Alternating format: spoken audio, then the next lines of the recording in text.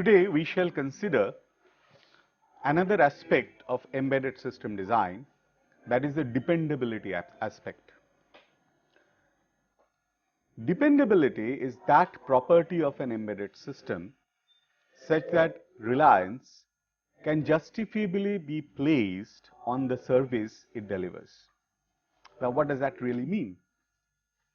It means that when you are deploying embedded system for various practical applications, we got to have some kind of a confidence about the functioning of the system. We might have designed a very sophisticated system, but the system fails regularly. Then that system is violating the dependability characteristics. In fact, today, when this kind of embedded systems or computer as components is being used in a variety of scenarios, and these computers are also getting connected via network, under these circumstances, dependability is turning out to be a critical issue. Because we need to work in a fail-safe fashion, as well as we need to protect our system against malicious attacks. So this aspect of the design with relation to embedded systems is what we shall explore today. We obviously shall not have time to go into details of the techniques. We shall basically have an exposure to different aspects of dependable design. There are various facets of dependability. In fact, the points that I have indicated here, reliability, availability, safety, security, maintainability, all of these contribute towards dependability of an embedded system. A system is reliable if it continues to provide correct service. Availability is the system is ready to provide you with a service when you are asking for it.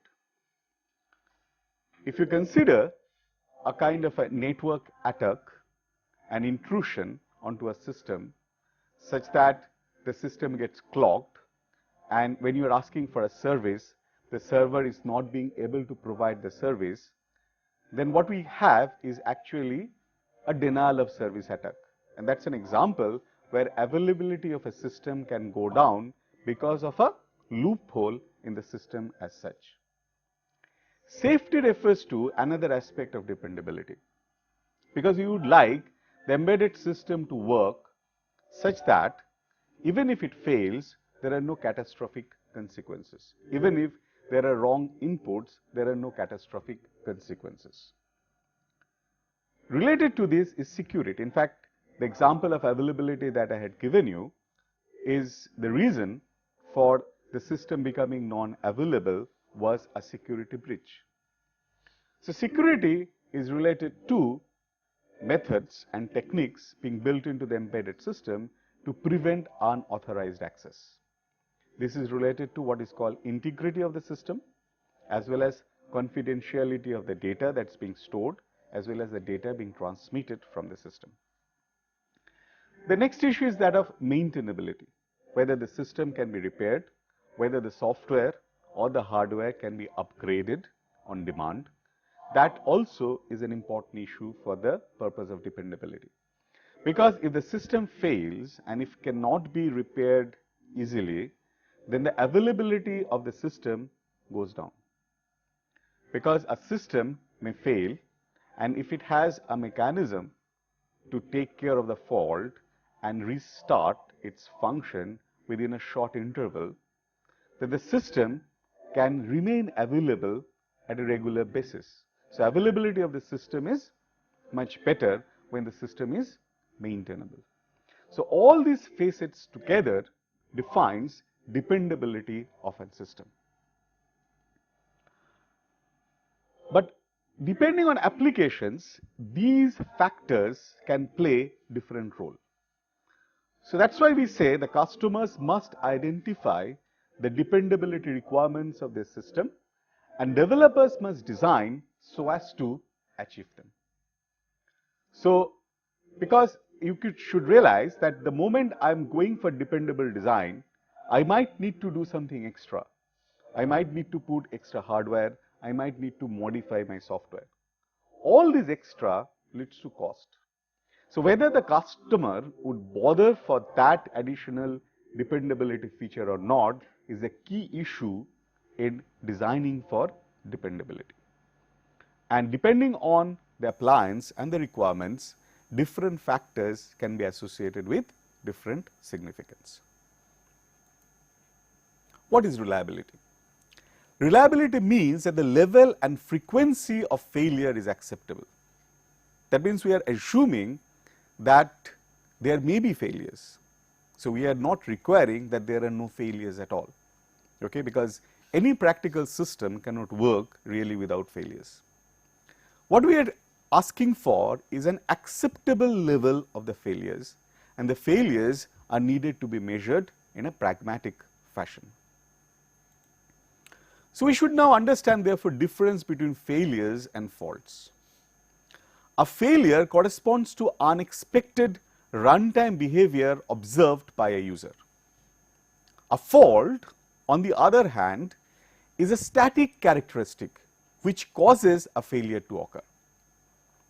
But it is also true, faults need not necessarily cause failures. Faults will cause failures only if the faulty part is used. This is true for software as well as for the hardware. Because there may be a bug in a software, but that part of the software is being rarely used. If that part is being rarely used, then that failure would rarely occur. So although that bug or the fault remains in the software, the system still can be reliable because that part of the software is being rarely used. Because we have to accept one reality that we cannot eliminate failures. Failures can happen because of certain transient phenomena. In fact, one example we had talked about earlier, that there may be hot spots in an SoC, or and those hot spots may be really failure prone. So over a number of years of operation, there can be faults, transient faults coming in, failure of the components. So that failure is not really because of a fault. That failure has come in because some component has actually failed. Okay? Now the question is, if I really use a reliable component, that means the probability of failure of that component is very low, then my system would be reliable. Same thing is true for the software. There may be bugs. Bugs cannot appear suddenly in a transient fashion. Bugs will be there in the software because bugs were there when the software is designed itself. And the testing process cannot always unearth all possible bugs. Okay? And if bugs remain in a rarely used part of the software, then that bug or the fault can lead to failure only when that part of the software is being used. And the other question is, user may not always notice a failure because user does not know the specification of the system. There may be a failure because of non-compliance with the specification of the system. But if grossly the functional requirements are being met, the user may not be able to detect the failure because user does not know the specification. So if the user does not detect a failure, in that case those failures can go completely unnoticed. Then let us look at the relationship between correctness and reliability. A system can be correct but unreliable. Now this can result from incorrect specification. How can it come? Because when I am providing the specification, my specification can be incomplete in the sense that it provides the functional requirements for the normal operational scenario. There may be some exceptions, and those exceptions might not have been covered by the specification. Therefore, when I write my software or design my hardware, I have taken care of the basic requirement and the system is correct with respect to the basic requirement. but the system has not taken care of some of the exceptional situations. And when those exceptional situations arise, the system fail. Okay. So, the system actually satisfies a specification, the system is correct. But since the system fail under exceptional conditions, and those exceptional conditions are not rare, that is why the system can be unreliable. The system can be reliable, but incorrect. So, it is an example of a software can result from a program that does not exactly meet its specification, but which works well enough. That means, it does not really have a bug, but it does not satisfy the functional requirements completely. So, in that case the system can be reliable, but not correct. So, in fact, what we are looking for is a correct as well as a reliable system. So, reliability in a way is a main concern and correctness is a means to this end. Why? Because the moment I can provide a proper specification, and if I write my software or if I design my hardware meeting completely the specification, I am getting the correct system. If I have got the correct system, if my specification is complete enough, then I have the ability to take care of exceptional situations which would increase the reliability of the system. But we have to keep in mind that whatever exhaustive testing I do, there is a limitation in time. I cannot possibly take care of all possible combinations to provide that as a test data to the system to verify whether it works properly under all possible inputs. So, there may be bugs there already in the system. Okay. So, my basic point is that I may design a system meeting the specifications. If my specification is complete, it will take care of most of the exceptional conditions as well as basic functional requirements, but there may be failures because of some faults which goes undetected. There may be failures because of some transient phenomena leading to failure of components. And we have to look at measures to increase the reliability of the system by taking care of these possible failure scenarios. Then the question comes of reliability and efficiency. As reliability increases, system efficiency tends to decrease, because to make system more reliable, redundant code must be included to carry out, say, runtime checks. This is an example. So, I may like to do a runtime memory check to make sure that some bit in the memory has not got arbitrarily flipped and producing an error. So, if I can find that there is an error, I can flag that condition early. So, these kind of check codes can tend to slow down the system. In fact, this would lead to more memory requirement as well. Okay. So, reliability and efficiently may be at cross purposes.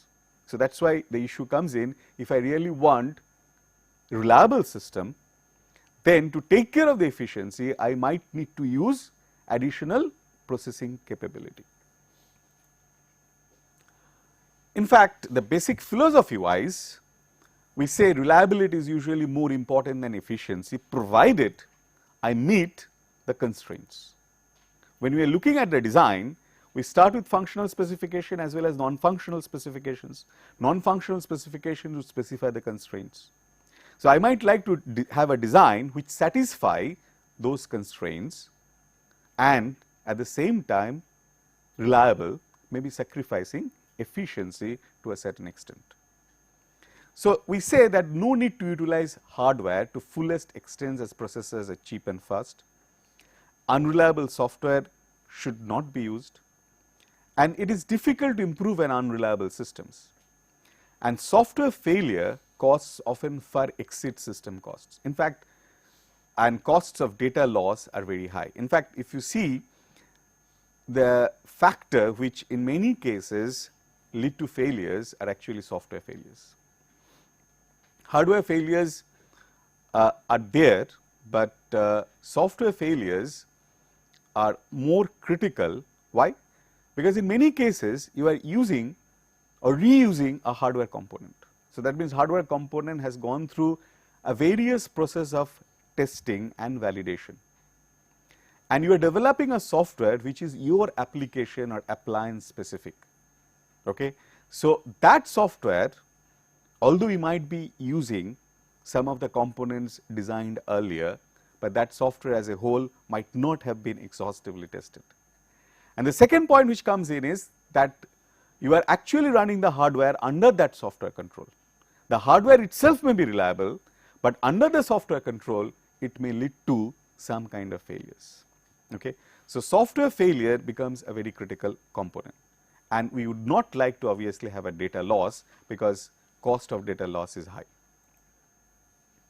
What are the failure consequences? Reliability measurements do not take the consequences of failure into account. Okay? That is, we take care of the fact that there would be failure, but what would be the consequence of the failure, that is not taken into account. That means, if there is a failure of an fly-by-wire system in an aircraft, the cost of the failure is loss of human lives. But a reliability measure strictly does not take care of that cost or consequences of failure. In fact, transient faults may have no real consequences, but other faults may cause data loss or corruption and loss of system service. So, what is the cost of these lost is not really part of the reliability. So, therefore, in order to take care of the cost, you can understand we have to talk about a different measure. And it is necessary to identify different failure classes and use different measurements for each of these if we are talking about the reliability measures. So, what are the requirements for reliability? If a failure has high cost, then reliability becomes important. How important depends on the cost, and most software is typically not very reliable, because the point I am telling, that software are basically developed in an application specific fashion and they are not really reliable.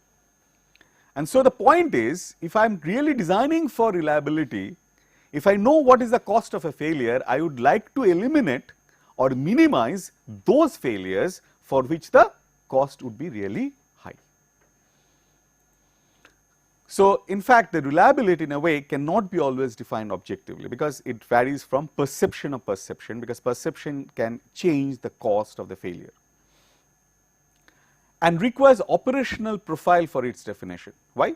The operational profile defines the expected pattern of software or hardware use, and from that expected pattern of hardware and software use, you can actually figure out whether these faults would occur, what is the probability of those failures to occur, and what would be the cost of those failures, because that also depends on the usage pattern. So, for example, I am taking a software example. I might have written a word processor which has got a thesaurus service, and there is a bug in a thesaurus service, and you say that the thesaurus is being rarely used. If thesaurus is being rarely used, how do I know that? I know that only from the operational profile of the software. Okay? So, the thesaurus bug would have less probability of occurrence, and if I want to have a release of a software with a deadline, I might like to go for the first release with that bug not being removed. The system is faulty, true, but you can have reasonable reliability of the system because thesaurus will be rarely used. And we would also consider fault consequences. If thesaurus suggests a wrong word, at least the user may use his knowledge and correct it. So, the consequences may not be critical. So, not all faults are equally serious. System is perceived as more unreliable if there are more serious faults. Now, you can understand this whole entire discussion is based on the fact and the assumptions that there would be faults and there would be failures. The question is, what best we can do after accepting this reality. So, what are the reliability metrics? First is probability of failure on demand. This is a measure of the likelihood the system will fail when the service request is made. Okay? So, we indicate this as POFOD, probability of failure on demand. So, if I say that this has got value 0.001, means that 1 out of 1000 service requests result in failure. Okay.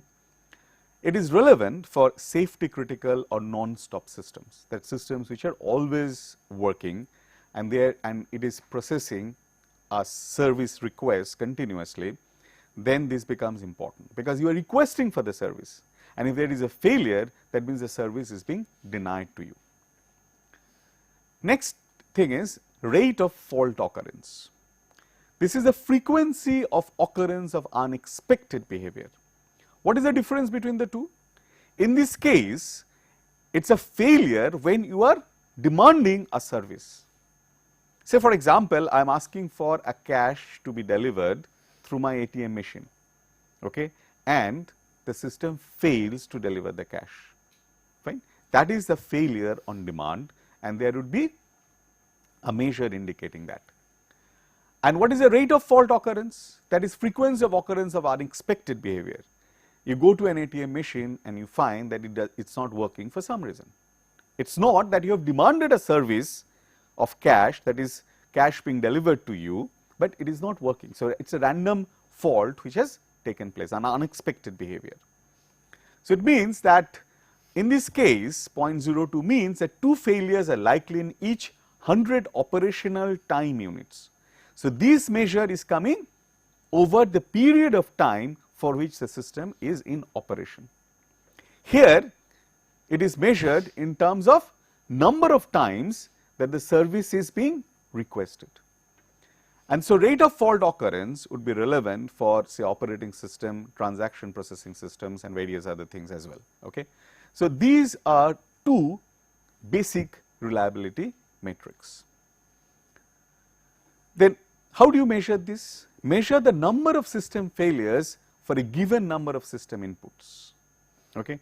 So, this is used to compute this failure on demand.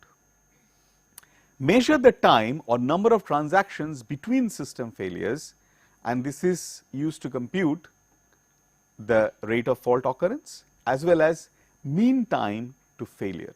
Okay. And measure the time to restart after the failure. In fact, this will lead to another measure which is called availability, and which is linked to another aspect of your dependable design.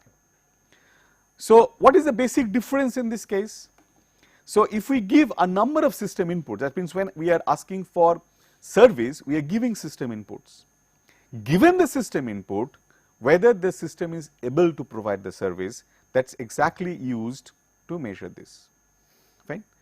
And here you measure the time between the system failures. System has failed today and I have observed the next failure after 3 days. Then what is the time between the system failures? Okay, and that is used for measuring these parameters. Now, obviously, these measurements, if are to be obtained, this has to be obtained at a validation or a testing phase, as well as these informations are provided from field data. That is, once you have deployed the system, from the field data you get this information. Once you get this information, then you may think of improving the design at a later version, so that you get a better reliability. There can be various time units which are used in reliability measurements. So, and we say that time units have to be carefully selected. It can be raw executions time for non-stop systems. It can be calendar time for systems which have a regular usage pattern, example systems which are always run once per day. The number of transactions for systems which are used on demand. So, all these could be used as measure of time, because time becomes a critical parameter to use for computing reliability of a system. So, formally, how do we define reliability? Probability that the system will operate correctly in a specified operating environment up until time t. So, this is what is your reliability t. Okay. So, what it says, probability that the system will operate correctly in a specified operating environment up until time t. Okay. So, system is up working properly up till time t. What is the probability of that? So, if I have measurements available from at different installations, if I am using the field data, using that installation data, I can make an assessment of the reliability. If I have put to validation testing a number of these systems that I have designed, from there also I can compute this probability. And this probability would be more in terms of relative frequency interpretation of probability and not really subjective interpretation of probability. And what is the mean time to failure? It will be the expected value of reliability measure that we have already defined. So, it is an expected value of this probability. Okay. In fact, it is important to know T. Okay. So, what we say that if a system only needs to operate for 10 hours at a time, then that is the reliability target. We would like to see what is the probability the system will not fail if we keep the system running at a stretch for 10 hours. Okay. So, the T now becomes 10, because it is no point trying to work it out for 365 days, because after running for 10 hours system will be put to off and again booted up and expected to run continuously for 10 hours. Related to this is the concept of what is called recoverability. Probability that the system will operate correctly at time t after a failure. Okay. Please try to distinguish between the reliability T and recoverability T. Recoverability is probability the system will operate correctly at time t after a failure. Okay. And these can be used to compute what is called mean time to repair, and the mean time to repair is expected value of this recoverability. Okay. That means there is a failure, and after the failure you can repair the system and it will operate correctly. Okay. So, obviously, if a system is not maintainable, then you cannot have good recoverability measure. Obviously, since we are talking about recoverability, we come to what is called availability. Availability is the probability the system will be operational at time t. Please try to distinguish between recoverability and availability. In recoverability, we are telling that probability that the system will work correctly after a failure at time t, and availability is probability the system will be operational at time t. And in fact, you can contrast this with the concept of reliability T also. Reliability T is what? The probability that the system works correctly for time t. This is what we are telling, probability that the system will be operational at time t irrespective of what has happened in the past. This is something very, very important, the distinction between reliability, recoverability and availability. So, the expected value of availability is given by this mean time to failure divided by mean time to failure plus the mean time to repair. Literally, therefore, availability indicates the readiness for service. Okay. That is only applies when you ask for a service, and it admits the possibility of brief outages, obviously, because you are accommodating for mean time to repair. And you can understand this is fundamentally different concept than that of a reliability. What reliability is telling? Reliability tells you that whether the system will work in a proper fashion for time t without a failure. Here what we are looking at, whether the system is available, that the system is operational at time t, whatever has happened in the past. Okay? And that is how these parameters are defined. So, let us take an example. A system that fails on average once per hour, but which restarts automatically in 10 milliseconds is not very reliable, but is highly available.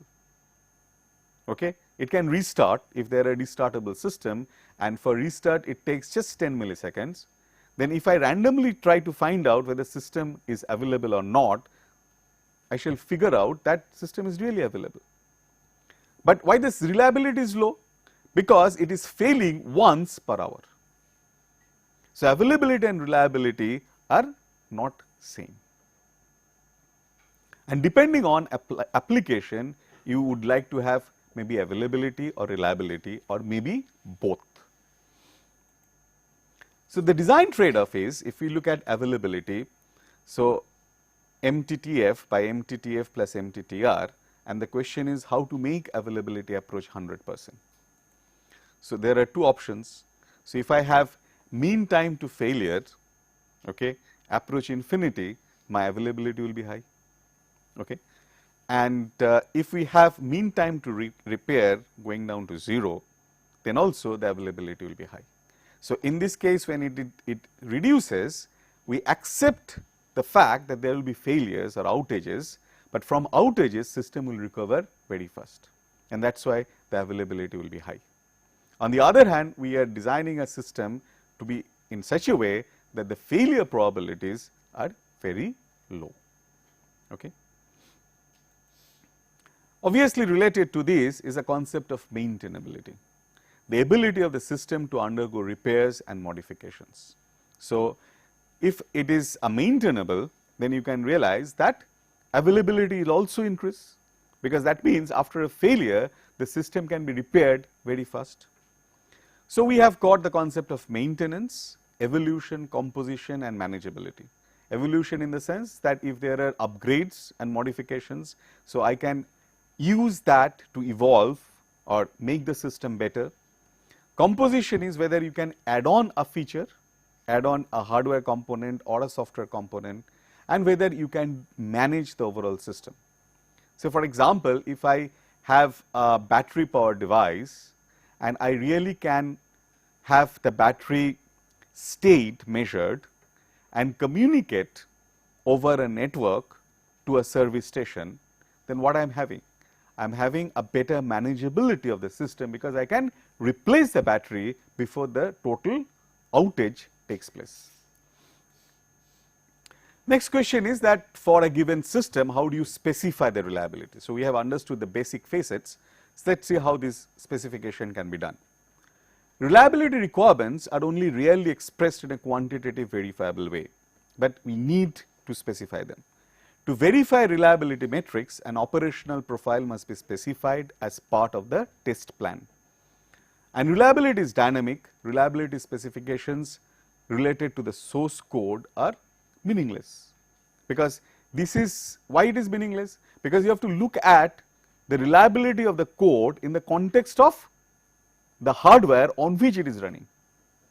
Okay. It cannot be specified independent of the complete hardware, because we are talking about now the reliability of the system as a whole in a dynamic work environment. And these reliability specifications can come from or is specified with respect to different failure classes. What are the different failure classes? Transient, occurs only with certain inputs and it can change. Permanent, occurs with all inputs. Then recoverable, system can recover without operator intervention. Unrecoverable, operator intervention needed to recover from failure. Then there can be non-corrupting, failure does not corrupt system state or data, and corrupting, failure corrupts system state or data. Okay.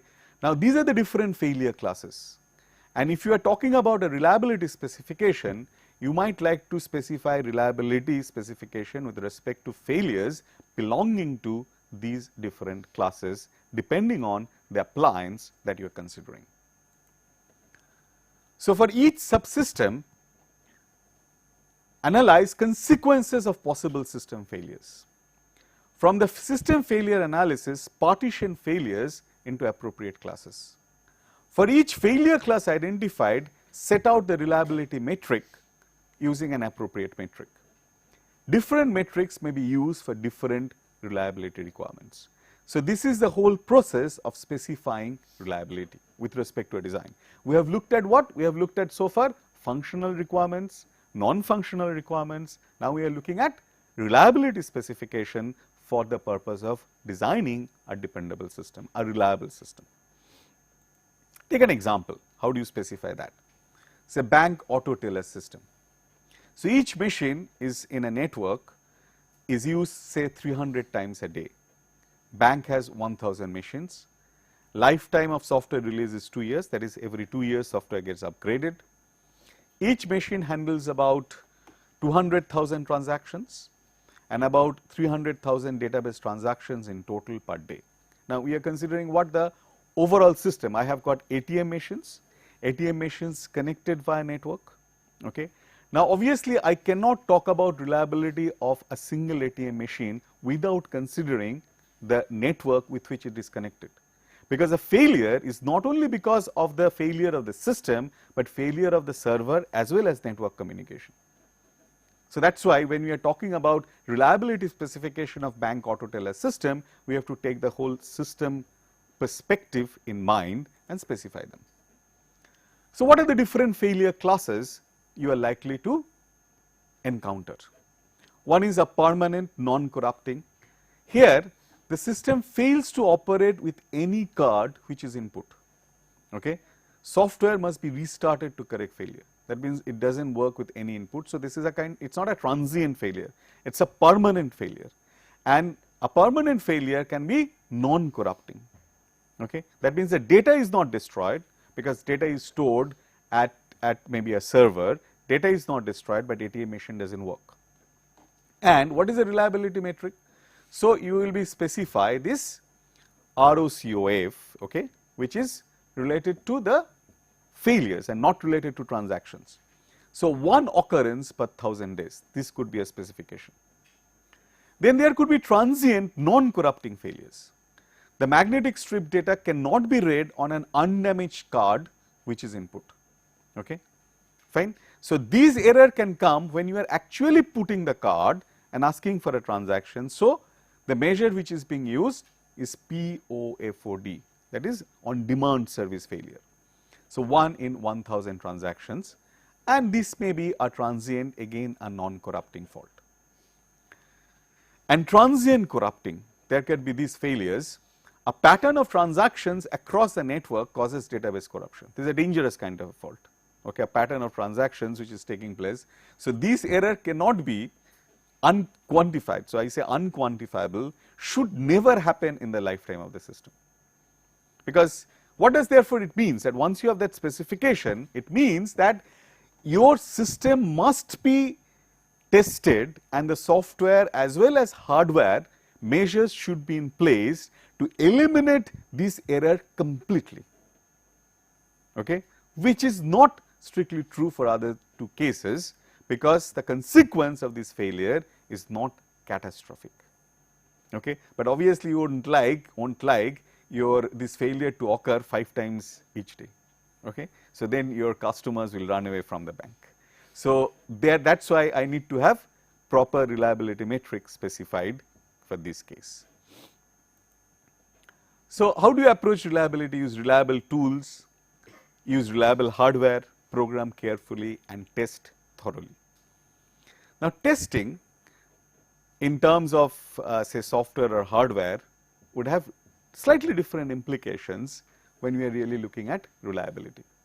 When we had discussed testing in the last class, we just concentrated on functional testing, whether it is meeting the functional requirements, and also we had talked about some of the performance measures. But when we are talking about reliability, obviously the correctness and the functional specification is an issue, but there are other issues as well.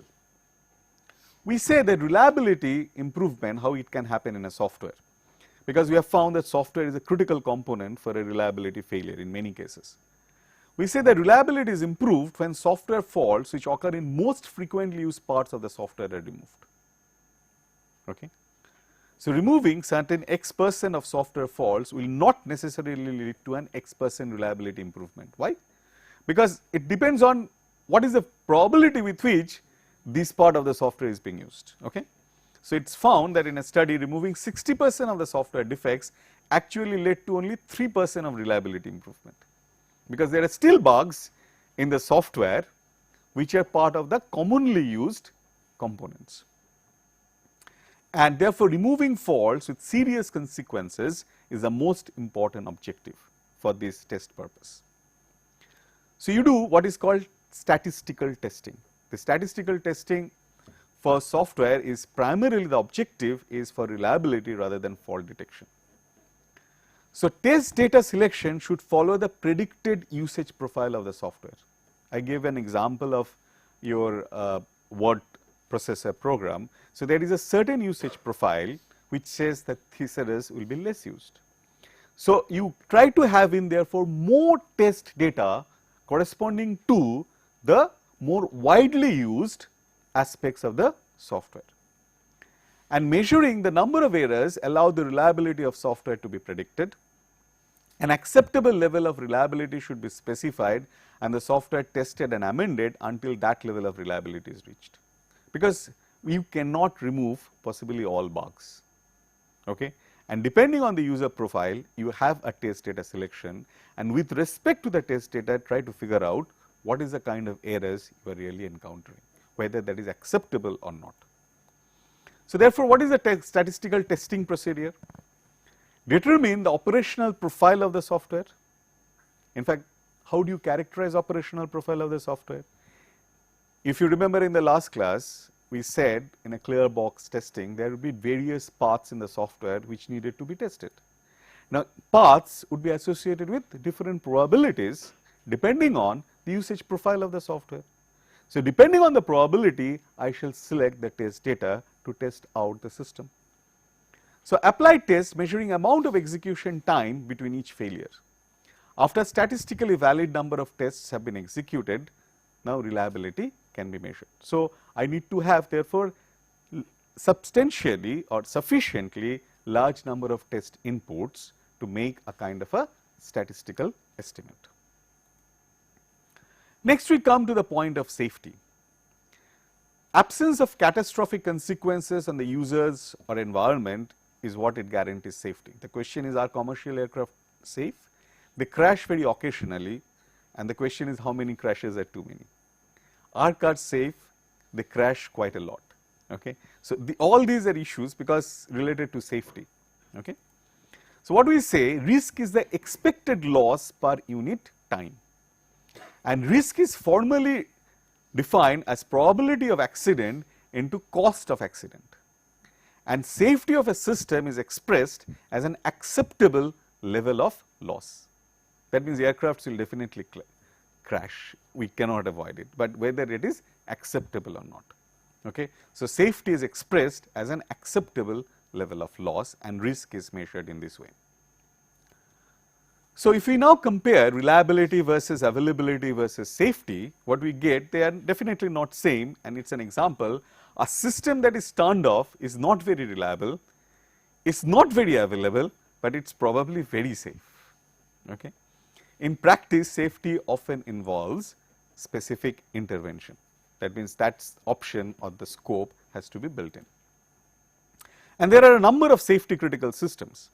A system is said to be safety critical if a failure can cause loss of life or severe injury. In fact, all these are examples of your embedded system hardware and software. Okay?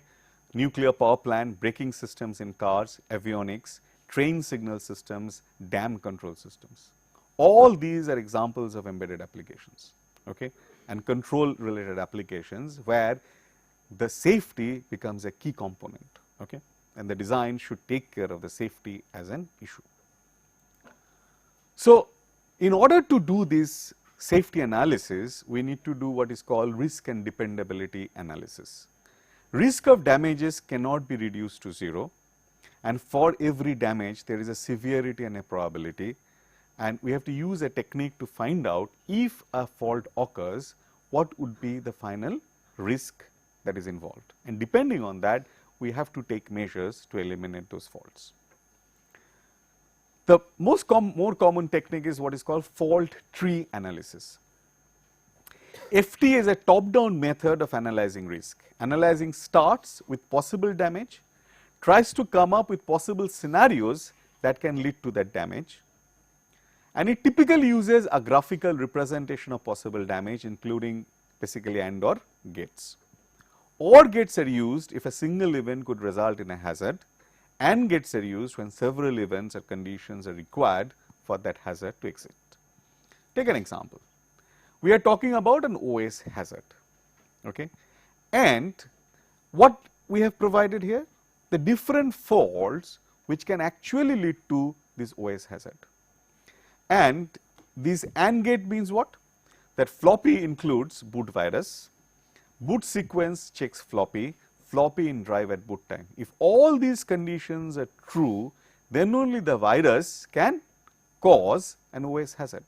This is an OR gate which has been represented here, can cause an OS hazard.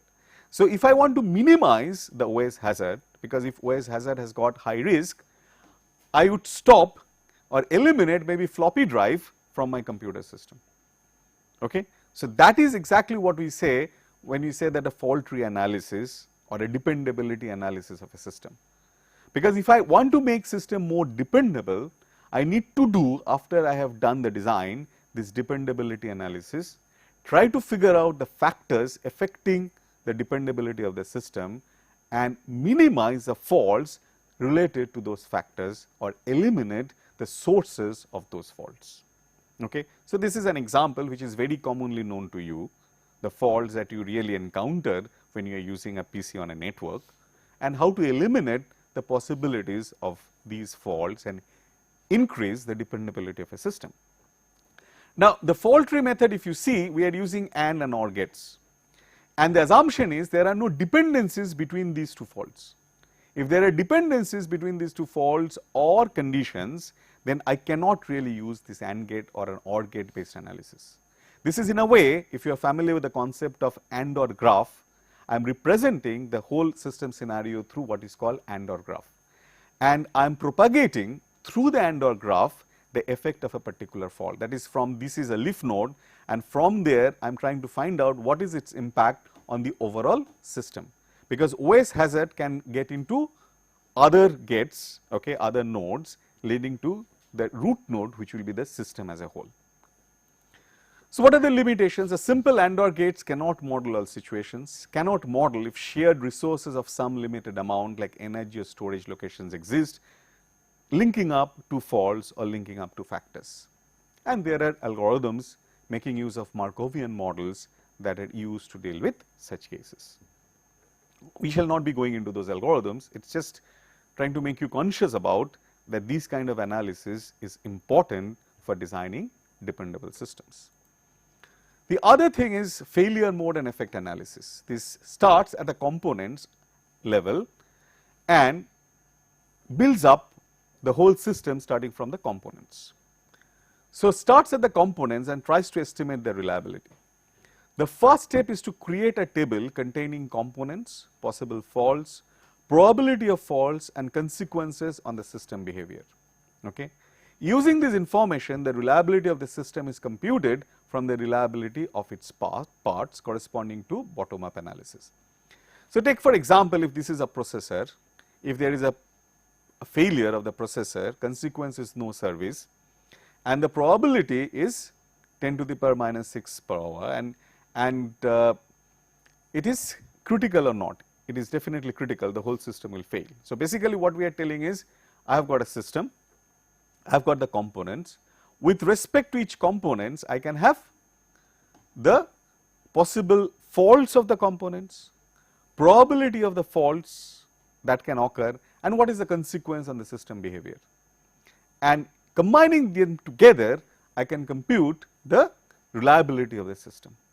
Okay. Obviously, this can happen once we have done the design. Then comes the issues of security. Confidentiality is absence of unauthorized disclosure of information. Integrity is absence of improper system state alterations. Okay. And things put together is what we get security. Combination of integrity, confidentiality and availability is what defines security of a system. Under different circumstances, these attributes are more or less important. Denial of service is an availability issue, and denial of service can happen because of breach in security. And exposure of information is a confidentiality issue.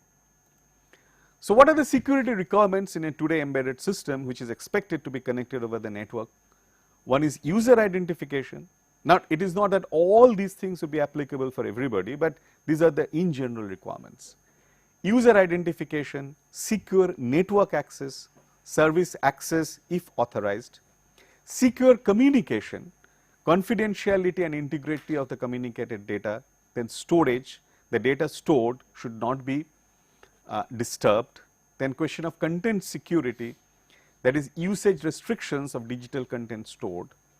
Question is availability, can perform its intended function and service legitimate users at all times.